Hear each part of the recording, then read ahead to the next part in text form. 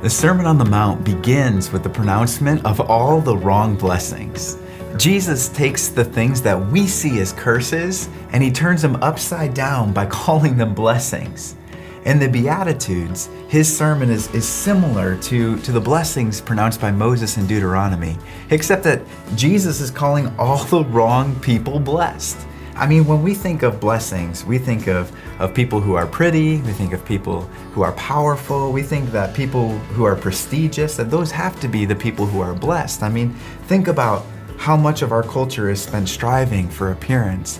Think about how much of our days are spent, striving for positions. Think about how much time we spend worrying about what everybody thinks about us. Pretty, powerful, and prestigious are definitely the kinds of people that we look at and think those are the people who are blessed. But Jesus says that the poor in spirit are blessed. He says that mourners, people who are broken, are blessed. He says that meek people you wouldn't really notice, or people who don't call a lot of attention to themselves. He says that people who hunger and thirst for righteousness are blessed. He says that the merciful are blessed. I mean, those are the kinds of people that we would think are just getting walked all over, but he says, no, people who show mercy, people who are pure in heart, people who strive to make peace, people who are persecuted, people who are reviled or denounced. These are the kinds of people that Jesus says are blessed. There's something about this pronouncement of blessing of all the wrong people that I think strikes deep into our hearts. It begins to break apart this paradigm that lots of us operate out of, where we think everything is black and white, that there's blessing and there's curse. And Jesus is kind of moving our absolutes out of the picture, and he's going, there's this whole gray area of blessing.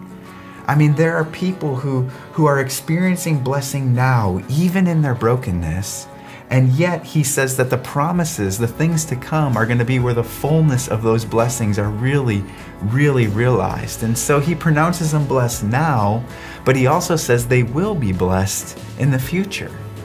How are we to live in this sort of ambiguity? It shatters our absolutes. It says the world isn't just black and white. It says that there's a lot of gray. Jesus says that things are blessed that we would assume are cursed. And yet in the midst of that, something beautiful is happening. This may make me kind of a nerd, but I think it's a lot like the end of The Lord of the Rings, when you get to the Return of the King and there's this 4-hour movie, and the last hour of it just feels like it's kind of a constant descending action. But there's that scene in which the battle is won.